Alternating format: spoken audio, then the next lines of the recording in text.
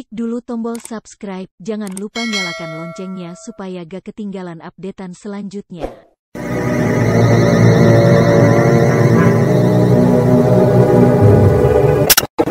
Misteri Nini Pelet kali ini mempersembahkan episode ke-20 dengan judul Asmara Berdarah.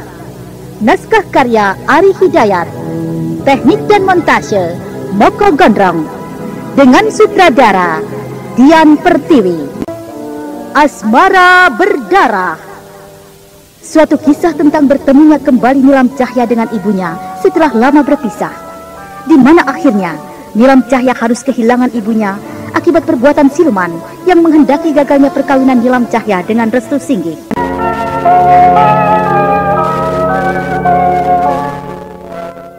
Dalam seri yang ke-23 ini didukung oleh Bambang Ciker sebagai Restu Singgih, Hana Pertiwi sebagai Nilam Cahya, Novia Mandagi sebagai Nyai Imas, Eni Budiono sebagai Endang Laras, Indrawati sebagai Bibi Sarbini, Ben sebagai Ambu Gening, Sunaryo sebagai Amang Ula, Nanang sebagai Bujangga, dan Herman sebagai Anom Mukti.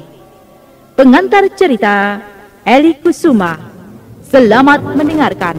Endang Laras merintih menahan sakit pada seluruh tubuhnya. Kedua tangan dan kaki serta leher dan wajahnya bengkak berwarna merah.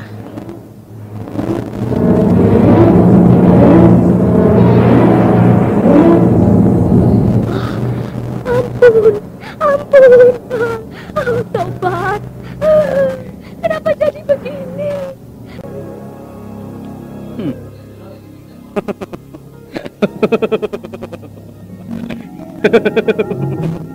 Aku berhasil. Lihat Nyai, kita berhasil. Lihatlah di dalam air kembang ini. Endang Laras sudah terkena guna-gunaku. Seluruh kaki, tangan, leher, dan wajahnya menjadi bengkak.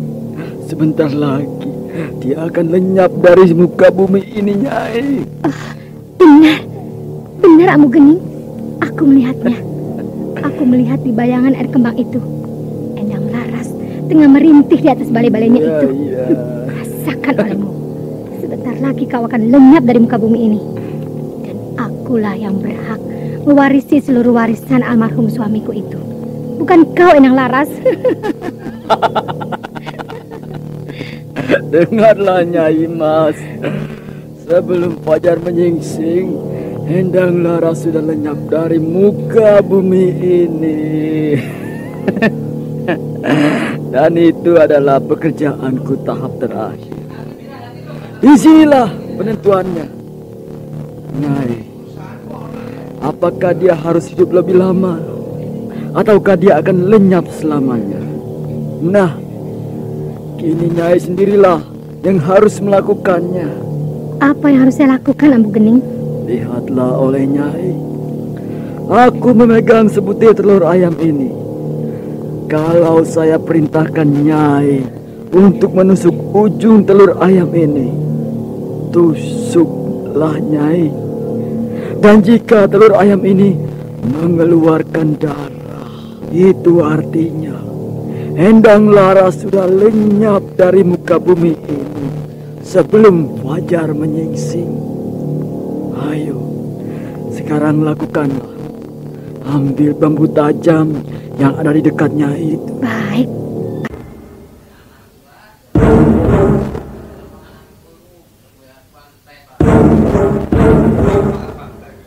Sang Hyang Pangeran, Sang Hyang Pangeran sejagat, tunjukkanlah kekuatanmu. Tunjukkanlah. Terimalah persembahanku ini. Terimalah. Endang Laras, Endang Laras.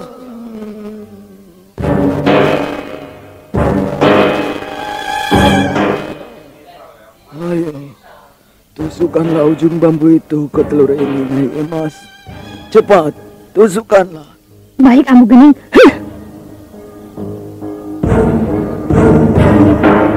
Perlahan-lahan Nyai Imas menusukkan ujung kayu bambu itu ke telur ayam yang digenggam Ambu Gening. Aneh, tiba-tiba telur ayam itu mengeluarkan darah segar. Dan saat itu juga, di tempat Endang Laras,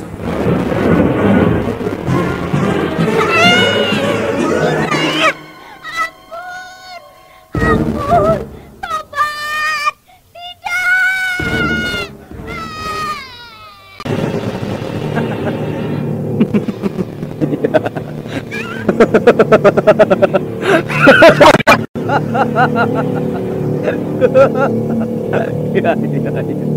Aku berhasil. Aku berhasil. Terima kasih Sang Hyang Pangeran Sejagat. Terima kasih. Kita berhasil, Ambu Gening. Ya. Kau lihatlah di dalam air kembang itu. Iya, aku melihatnya. Di dalam air itu, bayangan tubuh Endang Laras tergeletak kaku tidak bernyawa lagi. Iya.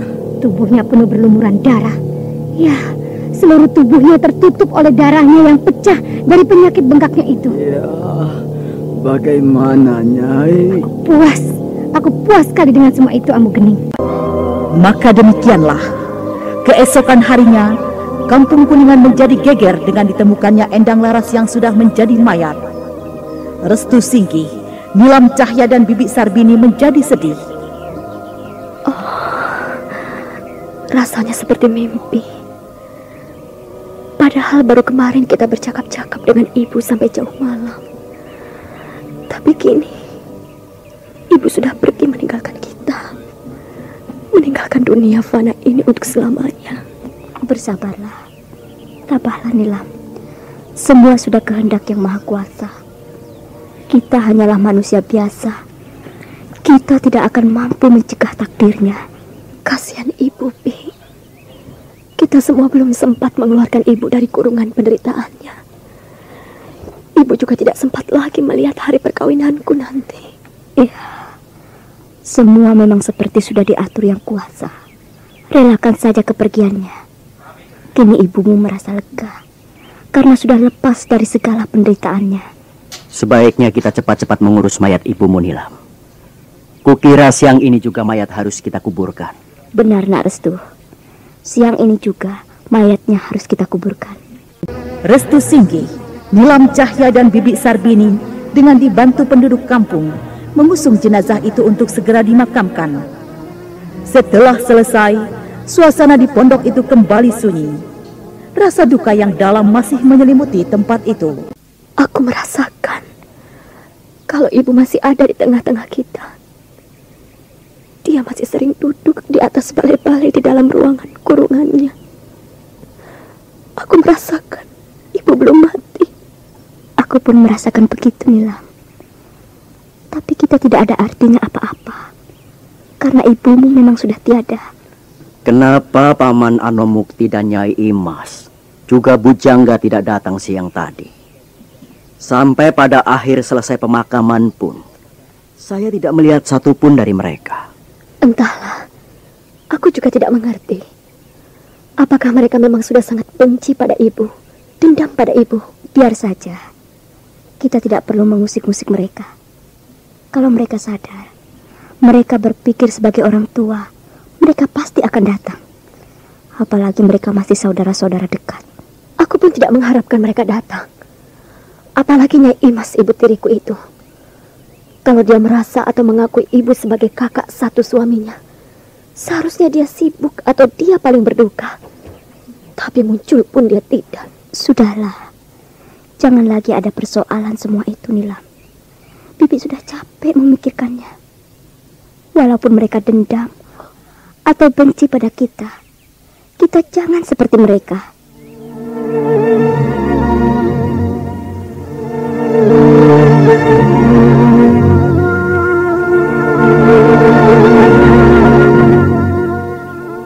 Bujangga, Iya. kau kini sudah tahu bibimu Endang Laras sudah tidak lagi. Ayah, perempuan buta itu telah kemakan dengan janjinya sendiri. Dia bukan bibiku. Dia telah berdusta padaku. Dia telah mengkhianati ucapannya sendiri. Aku pun berpikir begitu. Percuma aku datang melihat untuk turut berduka cita. Percuma. Aku sudah sebal melihat wajahnya. Oh ya. Aku tidak melihat Bibi Imas di rumahnya. Ya, ayah pun tidak melihat. Sudah beberapa hari ini ayah lewat di depan rumahnya.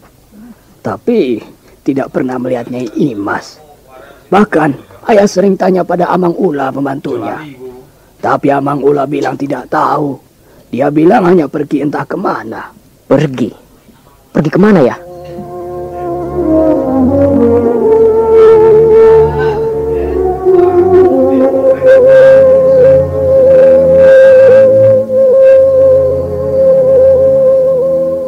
Malam harinya, Bujangga yang merasa penasaran berangkat ke rumah Nyai Imas.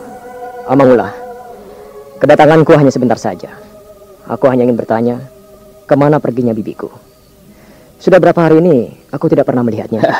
Memang sudah beberapa hari ini Nyai Imas pergi.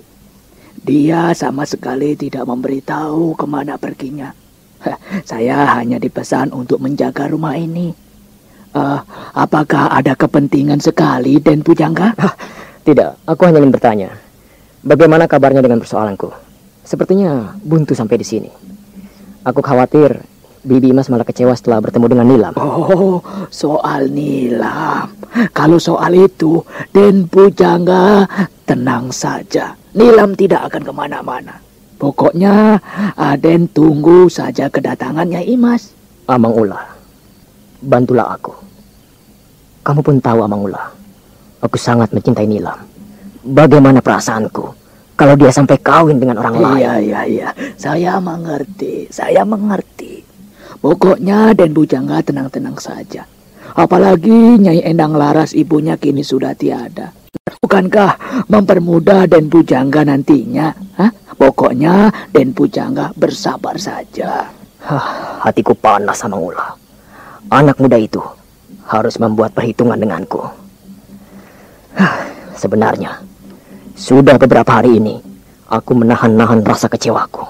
Aku ingin meremukkan tulang-tulang anak muda itu. Dia belum tahu siapa Bujangga ini. Dia belum tahu pemuda kuningan ini. Kau juga Amang Ula. Kau boleh saksikan dengan mata kepalamu sendiri mana yang lebih jantan dan hebat di antara kami nanti. Kenapa jadi begini? Amang Ula, aku sudah lama tidak mengerahkan tenagaku. Ayo Amang Ula, ayo. Jangan tarik tanganku. Jangan, kita mau kemana? Amang Ula, kau harus ikut aku. Kau harus saksikan bagaimana aku membuat Restu Singgi itu bertekuk lutut di hadapanku. Ayo. Iya, sabar Den, sabar. Bujangga yang sudah hilang kesadarannya kemudian mengajak Amang Ula ke pondok Bibi Sarbini untuk menemui Restu Singgi. Ya.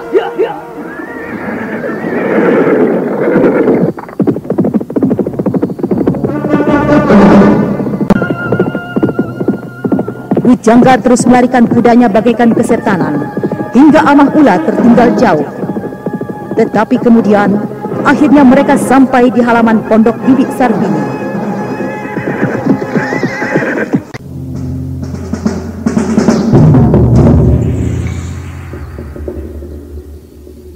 Hei, kalian semua yang ada di dalam, ayo keluarlah kalian semua, keluar.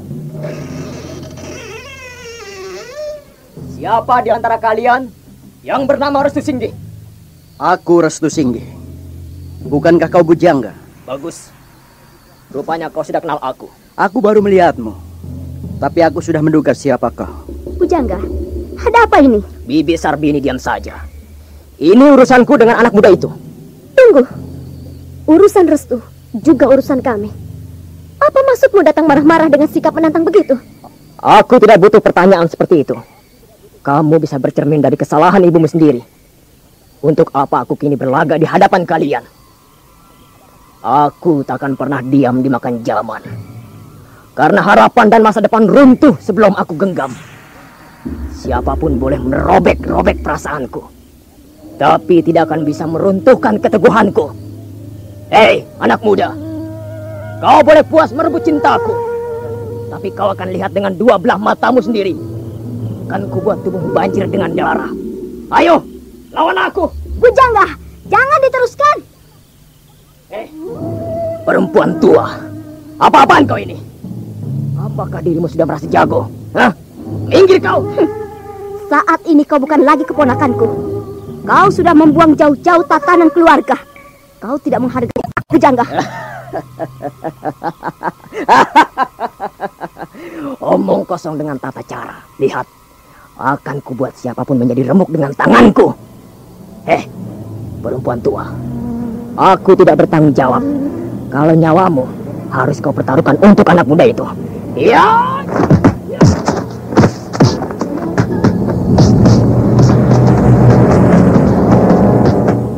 Bujangga mengamuk menyerang Bibi Sarbini yang menghalangi restu Singgi. Bibi Sarbini terpaksa harus melayani keponakannya itu.